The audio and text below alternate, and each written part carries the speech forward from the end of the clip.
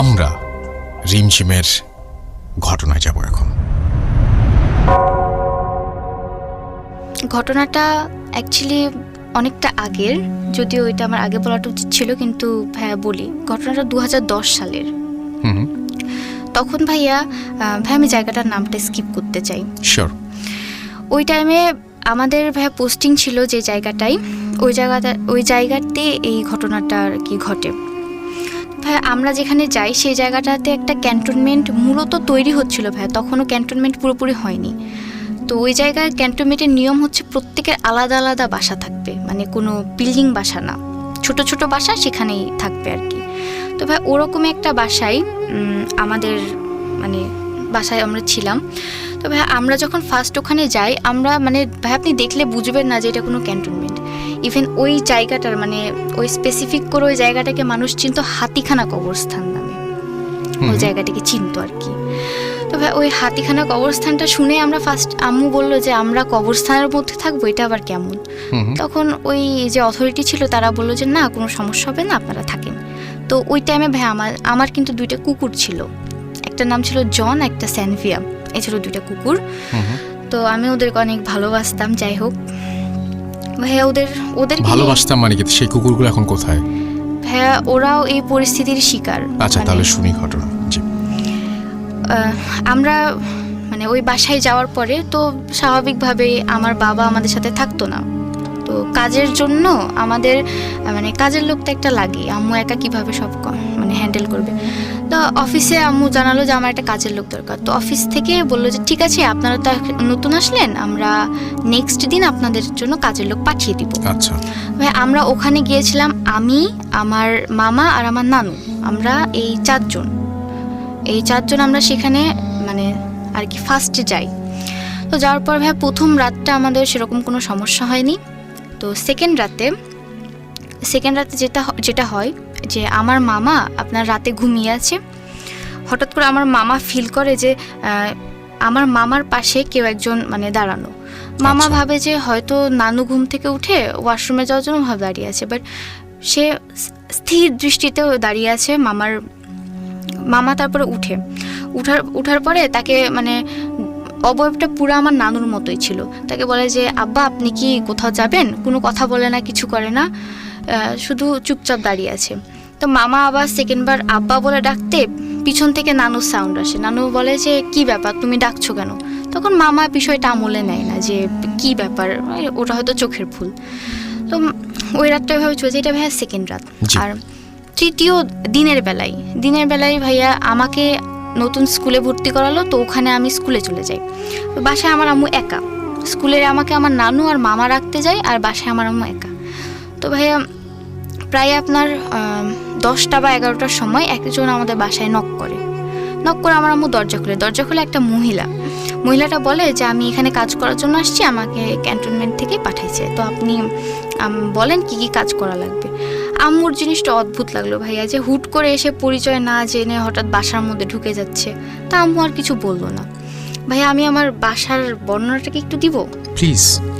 আমার বাসাটা ভাইয়া মানে একটা বাসা থেকে আরেকটা মানে বাসার দূরত্ব, মানে আপনি দাঁড়িয়ে থেকে মনে হয় দূরবীন দিয়ে দেখা লাগবে যে এত দূরে। মানে পুরা জায়গাটা ফাঁকা, আর পুরো একটা গ্রামের বাড়ির মতো, উঁচু প্রাচীর ঘেরা।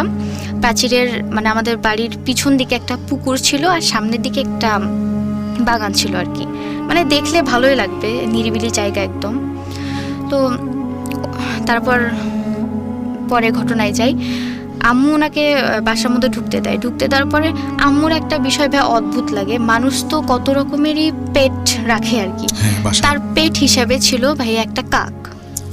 হ্যাঁ ভাইয়া, একটা খাঁচার মধ্যে একটা কাক ছিল তার পেট। আমার আম্মু বলে যে এইসব নিয়ে আমি আমার বাসায় অ্যালাউ করব না। আর ভাইয়া সে যখন আসে, আমাদের কুকুরগুলা কিন্তু বাইরে বাঁধা থাকতো, কুকুরগুলা কিন্তু ভীষণ রকমের রিয়্যাক্ট করা শুরু করে। তারা মানে দেখে নাকি মহিলাকে দেখে সব ওদের দুজনকে দেখেই। আচ্ছা, ওরা মানে পায় না যে শিকল খুলে এসে ওদেরকে অ্যাটাক করে। আমার আম্মু ভাবলো যে হয়তো ওদের ক্ষুধা লেগেছে তাই এরকম করে। তখন ওই মহিলা আবার আমার আম্মুকে বলে যে আপা ওদের তো ক্ষুধা লেগেছে, দেন আমি ওদেরকে খাইতে দিয়ে আসি। পরে ভাইয়া সে নিজেই আমাদের রান্নাঘরে যেয়ে খাবার নিয়ে আসলো, আর কুকুরগুলা কিছুতেই ভাইয়া তার হাতের খাবার খেতে চাচ্ছিল না। তো তো ভাইয়া নর্মাল ডের মতো ওখানে কিন্তু ভাইয়া কাজের মহিলারা কিন্তু বাসাতেই থাকতো, এরকম ব্যবস্থাই ছিল। তো সে আমাদের বাসাতেই থাকবে এরকমই কথা হলো। ভাইয়া ওই দিন রাতে আমার স্যানভিয়া কিন্তু বাসার মধ্যে থাকতো, আর জন থাকতো হচ্ছে বাসার বাইরে। ভাই সেই দিন রাতে প্রায় রাত আপনার 1টা বা 2টা নাগাদ জন হঠাৎ অনেক মানে চিৎকার চেঁচামেচি শুরু করে, মানে ও আর স্থির থাকতে চাচ্ছে না। আম্মু বারান্দায় এসে জনকে বলে, মানে জন আবার কথা অনেক বুঝতো ভাইয়া, তো জনকে বলে যে তুই চুপ কর, কিছু হয়নি। তো ভাইয়া জন অনেক লাফালাফি মানে লাফাতে থাকে। এক পর্যায়ে ভাইয়া ওর গলার যে শিকলটা ছিল সেটা খুলে যায়, খুলে ও ভাইয়া দৌড় দেয়। ভাইয়া আমাদের বাসার পিছনে কিন্তু পুরাটা মানে বাসার পিছনে পাঁচিলটা বের হলে কিন্তু ভাই একটা কবরস্থান, সেটা কিন্তু আমাদেরকে আগে কেউ ইনফর্ম করেনি। তো ভাইয়া ও একদম মানে কিভাবে যে ও এত উঁচু পাঁচিল টপ করলো ভাইয়া সেটা বুঝতে পারলাম না। ও একদম পাঁচিল টপকে একদম ওই জঙ্গল মানে বাড়ির পিছনের কবরস্থানে চলে গেছে ওদিকে। আমার আম্মু তো চিৎকার শুরু করে ভাইয়া। পরে লোকজন ডাকাডাকি করার পরে মানে ক্যান্টনমেন্ট থেকে লোক আসে যে জন কোথায় গেল, ওকে খুঁজে পাওয়া লাগবে। সকাল হয়ে যায় কিন্তু জনের কোনো খোঁজ পাওয়া যায় না ভাইয়া। ওরা খুঁজতে খুঁজতে হঠাৎ আমাদের একটা পরিচিত আঙ্কেল ছিল, ওই আঙ্কেলের পায়ের কাছে গাছ থেকে কিছু একটা এসে পড়লো। আঙ্কেল পায়ের কাছে তাকাতেই দেখে যে ওটা হচ্ছে আমার জনের মাথা। মানে কেউ আমার জনকে, সরি আমার কান্না পাচ্ছে ওর কথা মনে করে। না স্বাভাবিক, খুব স্বাভাবিক। ওর কাটা মাথাটা, ওর বডির কোনো অংশ বিশেষ পাইনি। পরে ওনারা ওই মাথাটা নিয়ে আমাদেরকে এসে দিয়ে যায়। ভাইয়া আমি তো মানে শেষ। ওরা মানে মানুষের মতো ওদেরকে ভালোবাসতাম। এটা মানুষের পক্ষে করা কিন্তু অসম্ভব, তাই না? একদমই ভাই, এটা মানুষের পক্ষে করা অসম্ভব, সেটা আমরা শুনেই বুঝতে পারছি। আর ভাই যদি মানুষও যদি করে থাকে, অত উঁচু কাঠের গাছগুলার মধ্যে কেন মাথাটা রেখে আসবে? যদি মানুষই করতো সে নিচেই ফেলে যেত। সেখানে ওঠাও তো অনেক মুশকিল আসলে। হ্যাঁ ভাইয়া। জি। তারপরে এটা আমরা স্বাভাবিকভাবেই নিলাম। আম্মু ভেবেছে হয়তো কোনো জঙ্গলিদের কাজ, হয়তো কোনো সাঁওতালরা তো আবার এগুলো খায়, তো ভাবছে ওরা হয়তো কথা না, এরকম করার কথা না। যাই হোক এটা মানে আমরা স্বাভাবিকভাবেই নিলাম। জি। আর আমি তখন ছোট, তো এত কিছু মাথায় আমার ছিল না, আমরা তো যথেষ্ট আপসেট। পরের দিন ভাইয়া সকাল মানে গেল, কোনো সমস্যা হলো না। কিন্তু ভাই আরেকটা অদ্ভুত বিষয় সেটা হচ্ছে ওই যে বললাম যে কাজের মহিলার যে কাকটা, জি জি জি, সেই কাকটা কিন্তু ভাইয়া ওর ঠোঁটগুলা ভাইয়া লাল ছিল।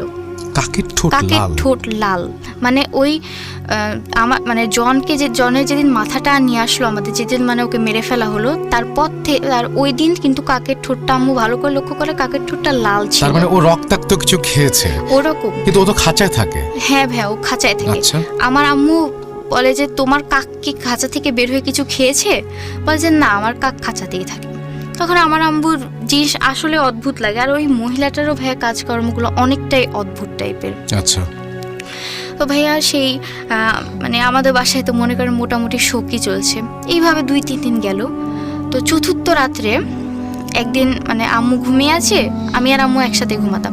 হঠাৎ করে ভাইয়া যে মাংস যদি কেউ হাড্ডিগুলাকে খায় তাহলে যেরকম একটা মানে সাউন্ড হয় না, ওরকম একটা সাউন্ড হচ্ছে। সাউন্ডটা আসছে আমাদের ভাই সিঁড়ির ঘর থেকে। এখন আমার আম্মু আমাকে শুয়ে রেখে ভাবছে যে দেখি কি হচ্ছে। ভাইয়া সেই দিন তখন আমার মানে আম্মু সিঁড়ির ঘরের যে দরজাটা সেটা খুলে দেখলো যে ভাইয়া আমাদের যে কাজের লোক মেয়েটা যে আছে, সে ভাইয়া আমাদের ফ্রিজ থেকে বের করে যে কাঁচা মাংসগুলো আছে সেগুলো বসে থেকে খাচ্ছে। কাঁচা মাংস খাচ্ছে সে। আমার আম্মু তো অবাক। আম্মু বলে যে এই তুমি এসব কি করছো? ওই মহিলাটা বলে যে আপা আমার অনেক ক্ষুধা লেগেছিল। তো ও একদম স্বাভাবিকভাবে বলছে যে আপা আমার অনেক ক্ষুধা লেগেছিল, সেই জন্য আমি মাংস খাচ্ছি। তখন আম্মু বলে যে কেন, তুমি তো রান্না করাও খেতে পারতা। বলে যে না আপা, আমার কাঁচা মাংস খেতেই ভালো লাগে। জিনিসটা আমার আম্মুর একদমই ভালো লাগেনি। পরের দিন আমার আম্মু ইনফর্ম করার পরে লোক আসে, মানে গোয়েন্দারা আসে ইনকোয়ারি করার জন্য। ওকে জিজ্ঞেস করে যে তুমি কি এরকম কিছু করছিলা? তখন ও বলে যে হ্যাঁ, এটা অস্বাভাবিকের কি আছে, আমি তো খেতেই পারি, আমি তো আর অন্য কিছু তো খাইনি, আমি তো মুরগি খেয়েছি, কাঁচা হোক আর যাই হোক খেয়েছি। সে কিছুতেই স্বীকার করতে চায় না। তারপরে আমার আম্মু বলে যে না, ও ভালো হোক মন্দ হোক সেটা আমার আর দেখার বিষয় না, আমি আর ওকে কাজে রাখবো না। আচ্ছা। পরে ভাইয়া ও চলে যাওয়ার সময় আমার আম্মুকে বলে যে আপনি আমাকে তাড়িয়ে দিলেন, আপনি এটা ঠিক করলেন না কাজটা। আমার আম্মুকে বলে, আম্মু বলে যে কেন? বলছে কেন তার উত্তর আমি দিতে পারবো না, আপনি কাজটা ঠিক করলেন না, এর জন্য আপনাকে পস্তাতে হবে। আচ্ছা। এটা বলে সে চলে যায়। পরে ভাইয়া আমার আম্মু বিষয়টা কতটা মানে আমলে নেয় না আর কি, যে কে কি বললো তাতে আমার কি হবে। ওই দিন সন্ধ্যাবেলায় আম্মুর প্রচণ্ড রকমের জ্বর আসে। আম্মু তো সিক, এখন বাসায় কেউ নয়, আমি মামা আর নানু, আমরা কি করতে পারি? যাই হোক, আমরা মানে কোনোরকম আম্মুর সেবা যত্ন করি। আম্মু জ্বর কিছুতেই নামছে না। পরে ডাক্তার ডাকলাম, ইঞ্জেকশন দিল, জ্বর অতটাও কমে না, বাট আম্মু ঘুমাচ্ছে, মানে ঘুমের একটা ইঞ্জেকশন দিয়ে গেল, আম্মু ঘুমাচ্ছে। ওই দিন ভাইয়া রাত প্রায় আপনার 12:30 নাগাদ আমার যে আরেকটা কুকুর ছিল স্যানভিয়া, সেও আপনার জনের মতোই মানে চিৎকার চেঁচামেচি শুরু করে দিয়েছে। আমরা স্যানভিয়াকে কিন্তু ছাড়াই রাখতাম, ওকে বাঁধতাম না। ও শুধু মানে অস্থিরভাবে একবার আপনার ছাদে যাচ্ছে, একবার নিচে আসছে, মানে ও স্থির থাকতে পারছে না। তারপরে আমি আবার ওকে খাবার দিলাম যে তুই খা এখানে, যাতে ও একটু চুপ থাকে, কিন্তু ভাই ও চুপ থাকে না, ও রীতিমতো এই লাফালাফি করতে আসে। ভাইয়া প্রায় আপনার রাত 1টা নাগাদ ওই আমাদের স্যানভিয়া, ও আমাদের যে মেন গেটটা সেটাকে মানে আঁচড় খামচি দিচ্ছে, ও বের হয়ে যেতে যাচ্ছে ঘর থেকে। তারপরে নানু এসে ওর মাথায় হাত দিয়ে বলে যে কি হয়েছে। ও বারবার ভাইয়া দরজার দিকে ইঙ্গিত করছে যে দরজাতে কিছু একটা আছে।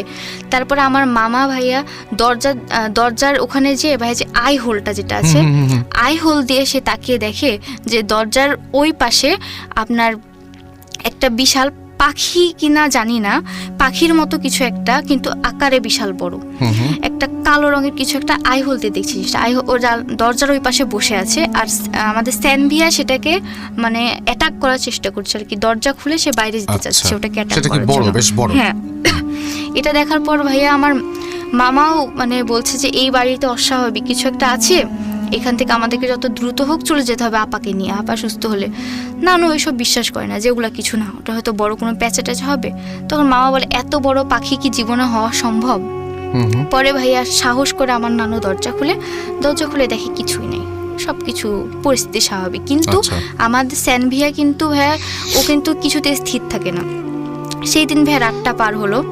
পরের দিন মোটামুটি আমার আম্মু সুস্থই, মানে হাঁটাচলা করতে পারছে আর কি। কিন্তু সেই দিন রাতে আমাদের যে স্যানভিয়া ছিল সে আবার মানে অস্থির প্রকৃতির হয়ে গেছে। সে ভাইয়া আমাদেরকে অ্যাটাক করছে, মানে আমাদেরকে যেন চিনতে পারছে না। পরে এমন একটা পরিস্থিতি হলো যে ওকে বাসার মধ্যে ধরে রাখা যাচ্ছে না। তখন আমার নানু ওকে জোর করে বাড়ি থেকে বের করে দেয়।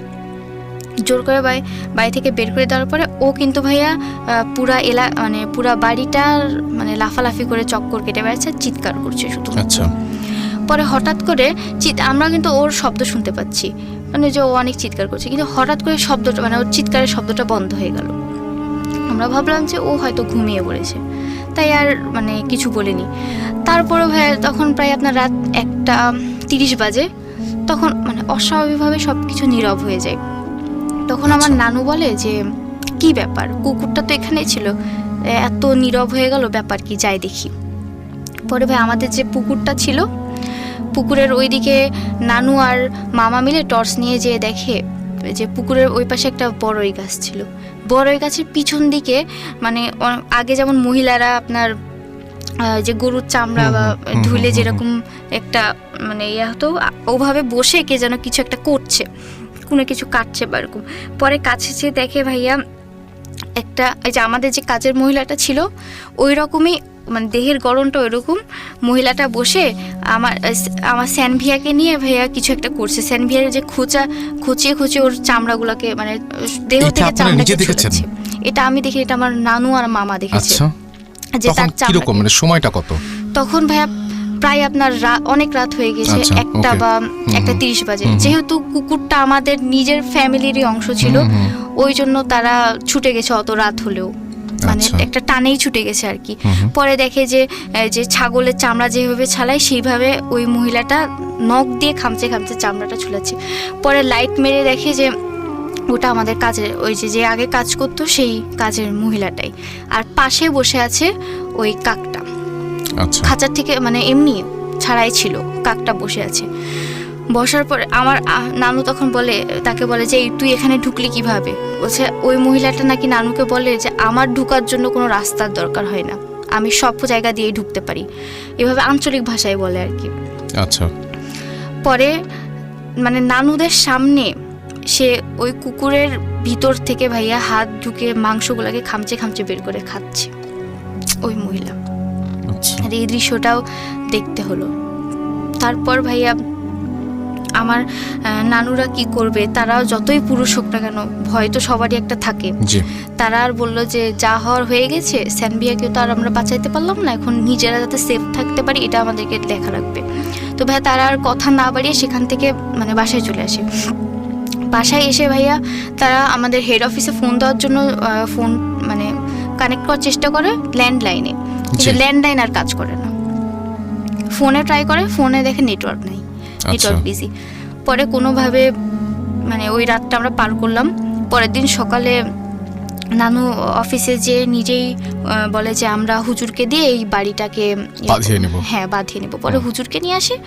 হুজুর এসে পুরা বাড়িটা দেখে বলে যে এই বাড়িতে হচ্ছে শয়তানের নজর পড়েছে এ বাড়িতে। আচ্ছা। তারপরে আমার মানে শয়তানের নজর এখন কেন পড়লো, এখন হুজুর বলে যে আমার আম্মুর দিকে দোষারোপ করে, বলে যে আমার আম্মু নাকি কোনো এক সকালে কোনো এক জিনকে নাকি, যে জিনের কোনো একটা কাজে ব্যাঘাত ঘটিয়েছে, তার জন্য সেই জিন এসছে আমার আম্মুর কাছ থেকে প্রতিশোধ নিতে। আচ্ছা। এখন আমার আম্মু বলে যে আমি তো জীবনে কোনো পিঁপড়াও মারিনি, আমি আবার কিভাবে কোন জিনের মানে ব্যাঘাত ঘটালাম। তখন হুজুর বলে যে ঠিক আছে, আমি সব দেখছি। তারপরে ভাইয়া বাঁধানোর যেই জিনিসপত্র মানে যা সরঞ্জাম লাগে, ওই দিন সন্ধ্যাবেলায় হুজুর বললো যে আমি সেইগুলা নিয়ে একটা মানে আর কি আমি বসবো। তো জিনকেই সরাসরি জিজ্ঞেস করব যে তুমি কি চাও, ওই শয়তানকে জিজ্ঞেস করবে। তো ভাইয়া ওই এলাকাতে এই জিনিসটা ভাইয়া কথা তো আর ছড়াইতে বেশি সময় লাগে না, এলাকার অনেকেই এই কথাটা জেনে গেছে। তখন এলাকার যে অন্যান্য কাজের মহিলারা ছিল তারা বলে এটা নাকি পিশাচিনী। আচ্ছা। এটা নাকি পিশাচ, আর এটা নাকি অনেক খারাপ জিনিস, যার দিকে একবার নজর দেয় তাকে তার নাকি জীবনকে পুরো শেষ করে ফেলে। পরে ভাইয়া হুজুর বললো যে ঠিক আছে, আমি দেখবো এটা কত বড় পিশাচ বা কি, আমি সব দেখবো। পরে ভাই সন্ধ্যাবেলায় আমরা ওগুলা নিয়ে বসলো। আমার আম্মুকে এক জায়গাতে মানে আমার আম্মু হুজুরের মুখোমুখি বসালো।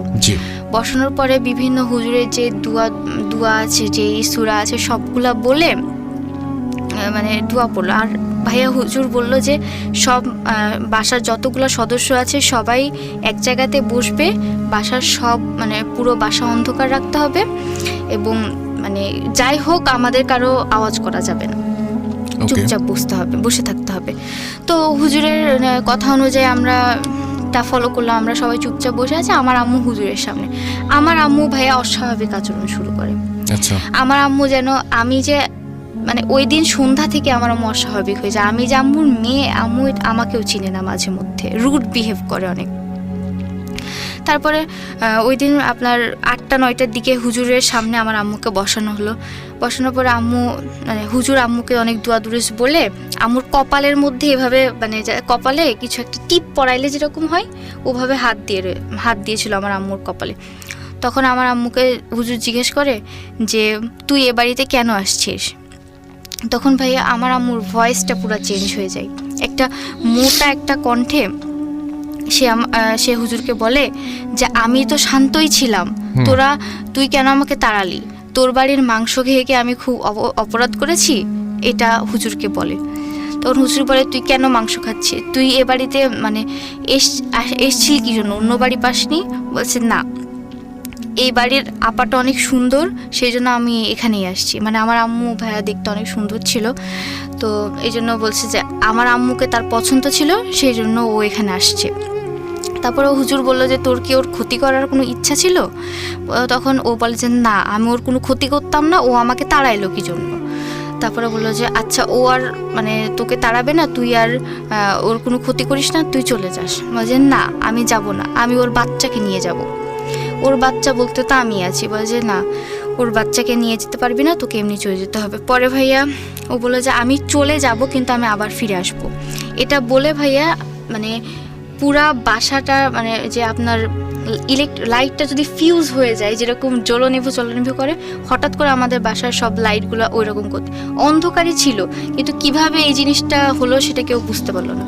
পরে ও যে চলে গেল সেটা আমরা বুঝতে পারলাম, কারণ আমাদের ঘরের প্রত্যেকটা বাল্ব ফেটে গেছে, ও এটা করেও চলে গেছে। এরপর থেকে ভাইয়া আমার মানে আম্মু যতবারই আর কি প্রেগনেন্ট হতো, আর মানে আমার কোনো ভাই বোনই টিকতো না আর কি, একদম মানে সাথে সাথেই নষ্ট হয়ে যেত। সেটা ওর দেওয়া অভিশাপে, সেটা ছুটেছে, কিন্তু অনেক কষ্ট করতে হয়েছে আর কি। আর ভাইয়া এর মাঝে ভাইয়া আমি বলি, আমি আমার আম্মুকে নিয়ে যতগুলো স্বপ্ন দেখি সেগুলা ভাইয়া মানে জানি না কেন সত্যি হয়। ভাইয়া আমি কি বলবো? হ্যাঁ বলেন বলেন। ভাই একদিন আমি সন্ধ্যাবেলায় স্বপ্নে দেখছি যে আমার আম্মু তখন প্রেগনেন্ট ছিল ভাইয়া। স্বপ্নে দেখি যে আমার আম্মু সিঁড়ি থেকে পড়ে যাচ্ছে সন্ধ্যাবেলায়, আর একটা লাল রঙের পা আমার আম্মুকে ধাক্কা দিয়ে ফেলে দিচ্ছে। এটা আমি স্বপ্নে দেখি। তারপরে ভাই আমি ভাবি যে স্বপ্নেই তো দেখলাম, এটা আবার সত্যি হবে কি। তখন ভাই সন্ধ্যার আজান দিচ্ছে, আমি দেখি যে পাশে আমার আম্মু নাই। তা আমি ভাবলাম যে আম্মু আবার কোথায়। পরে আমি ছাদে যেয়ে দেখি আমার আম্মু দাঁড়িয়ে আছে। আম্মু বলে যে এখন তো সন্ধ্যা হয়ে গেছে, চলো আমরা যাই। ভাই আমরা যাওয়ার জন্য মানে আসলাম, সিঁড়ির যে ঘরটা আছে ছাদের ওপরে, সিঁড়ির ঘর থেকে ভাই মানে মানুষের পায়ের আওয়াজ আসছে। এটা তো অসম্ভব, আমাদের বাসায় তো তখন পুরুষ বলতে আমার মামা আর নানু, তো অন্য কেউ, ওরা তো ছাদের ঘরে যাবে না। পরে আম্মু গেল যে আম্মু বলে যে তুমি থাকো, আমি দেখে আসি যে ঘরের মধ্যে কি। ভাইয়া আম্মু ঘরের মধ্যে যে দেখে ভাইয়া দুইটা পা স্থির, মানে ফ্লোরের মধ্যে দুইটা পা মানে পড়ে আছে আর কি, শুধু কাটা দুইটা পা। আম্মু এটা দেখে ভাইয়া পিছনে সরে আসতে যে জাস্ট আপনার সিঁড়ি থেকে পড়ে যায় আম্মুর ওই বেবিটা আর কি নষ্ট হয়ে যায় তখন। আচ্ছা, এই যে আপনি এই স্বপ্ন যে সত্যি হয়, এইটার কোনো ব্যাখ্যা পেয়েছেন নাকি আপনি জানেন না এখনো পর্যন্ত কেন এমন হয়? ভাই এটা আমি অনেক হুজুরের কাছেই মানে পরিচিত হুজুরকে বলেছি যে ভাই আমার অনেক স্বপ্ন এরকম সত্যি হয়েছে। এটা তো ভাই একটা বললাম, আরও অনেক স্বপ্ন এরকম হয়।